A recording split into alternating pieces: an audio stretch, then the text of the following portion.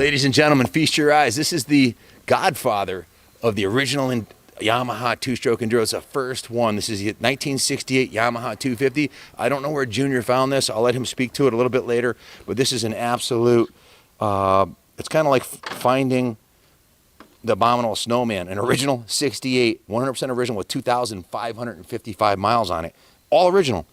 Paint on the tank, the seat. In fact, even the tires are original on this bike. So when we got this in, listen, we own the New England Motorcycle Museum. We restore a lot of bikes here, but when you get an original like this, you got to respect the originality and preserve the patina. So the original factory paint was carefully waxed and buffed.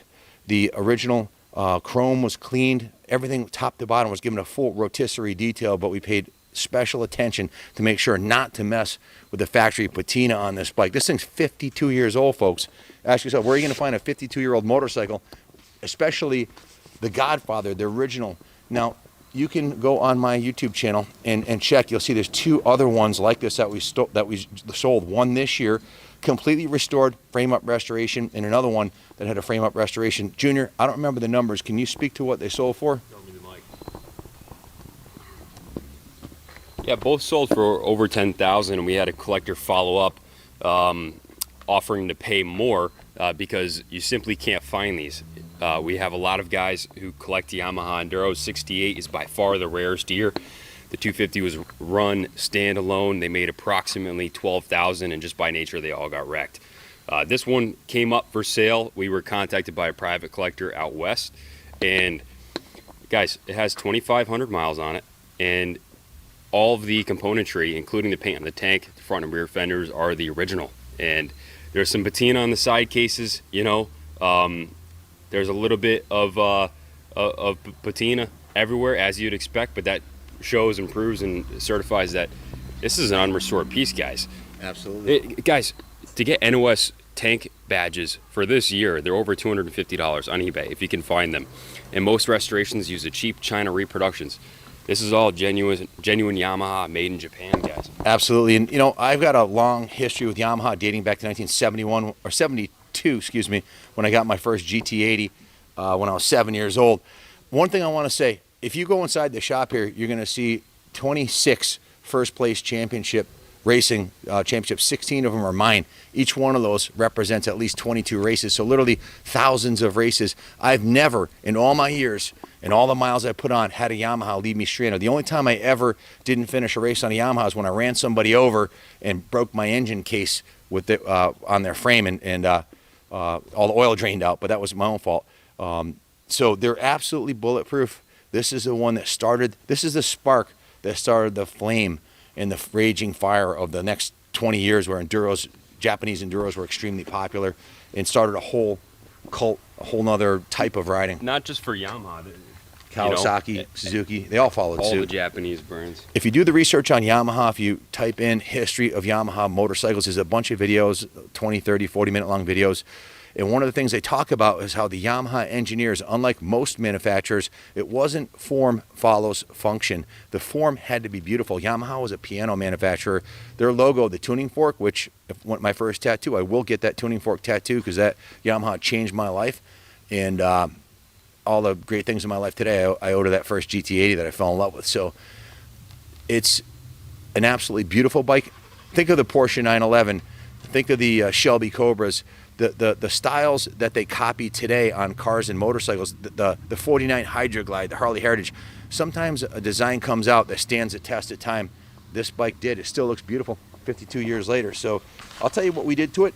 We did a total of just under 20 hours of labor. The bike was steam cleaned carefully, top to bottom, and hand washed, not power washed, so not to damage any of the finishes.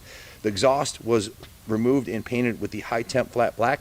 The original patina exhaust paint was put on there. These are all what I'll call preservation services, not restoration services. The frame and the swing arm, where any chips in the paint were done, were slightly touched up as a preventative maintenance thing to keep any rust from occurring. The fuel tank was waxed and cleaned inside and out. The seat was vinyl conditioned. The rims were polished and cleaned. The handlebars and controls were polished. The engine bolts and mounting hardware was professionally cleaned so as not to mar the finish or damage the original integrity and originality of it. all the bolts. So the side covers, the shock springs were polished, and the thing was given what we call a rotisserie detail, which is top to bottom. So I spent 9 hours in the detail shop getting a full detail. So then I went to the service shop. It has a brand new Yuasa battery in it, brand new NGK spark plug, has a brand new uni filter, air filter, new chain, new front Maxima 10W40 oil, VP110 ethanol fuel, and a brand new fuel petcock, the original fuel petcock needed to be replaced. That's the original seat cover and seat foam. The Yamaha Enduro guys know that original seat foam starts to crumble in these. They're notorious for that. This one is starting to, and that's how you know that the seat is completely original, and the seat covers as well. Usually that's true. Usually we repaint the engine cases. This we left 100% original. We didn't want to damage the original originality of it. So the Wizard worked on this. He cleaned and gapped the points on it, drained the two-stroke oil injection tank on this and flushed it, and refilled it with Bel-Ray two-stroke oil, and then bled and checked the oil pumps. So the oil pumps adjusted. The whole oil injection system is perfect. That's another thing. Quite often these older Enduros, they'll remove that and just do premix. This is the actual factory OEM pump working perfectly. New gear lube, new spark plug end cap, new air filter, cleaned and adjusted and set the carburetor, cleaned it inside and out. Of course, VP fuel. We did replace the chain. I think that's the only item on the bike I can identify that and the clutch and brake lever are the only items I could identify as not being 100% original. Of course, chain is a wear item. The tires are original to our knowledge. They identified them as being the original. The cables were lubed. The throttle was disassembled, cleaned, and lubricated. The fuel line was replaced. That's a wear item, you know, to get brittle after 52 years. The petcock as well. Yeah, I mentioned it earlier. The tire pressure was set at 18 psi. The rear brake was adjusted. The new petcock was installed. The tank was cleaned inside and out, and they confirmed all electrical functions. Headlight and taillight are working fine. We do have the state of Kansas title right here, so there'll be no problem registering the motorcycle if you choose to. So as far as investment quality, I would say this is probably the highest and best investment quality vintage two-stroke you can buy. It even has the original grips on it.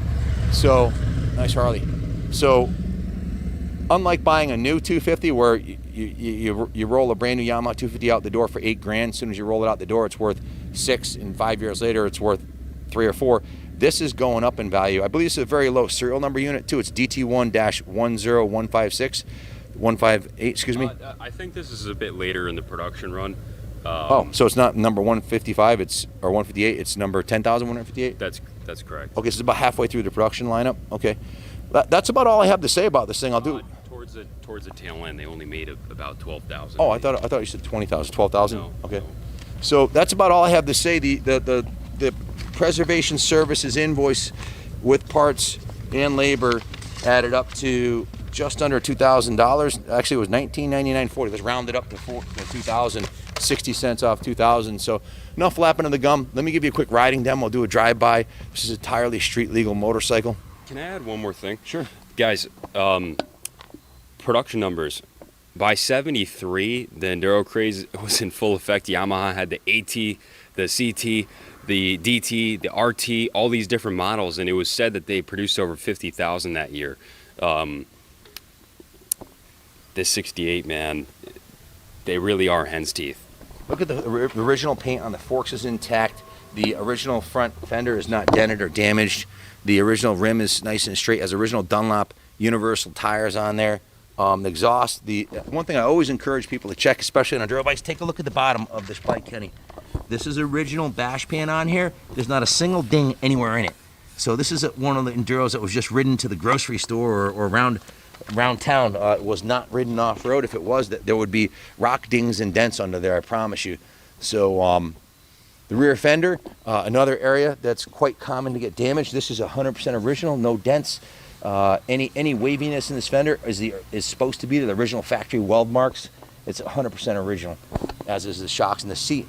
To find a 52-year-old seat cover that looks this good, it just doesn't happen. So I don't know where Junior got this from, but he found a real dime piece here, folks, and we've enjoyed working with it here and riding it, and for the short time it's been here. So if you want to leave it in the museum, we'd love to have it here. It's a museum quality piece. The original tachometer and speedometer. Take a look at that. original Yamaha tachometer and speedometer, and the original grips. It's got a little patina on the grip right there, but it's original, man. Only original once. I couldn't buy this thing fast enough. Here you go. Let me take her for a little spin, and she's going in the museum where she'll be on display. We're open 7 days a week if you want to come take a look at it. It's tuned to perfection. And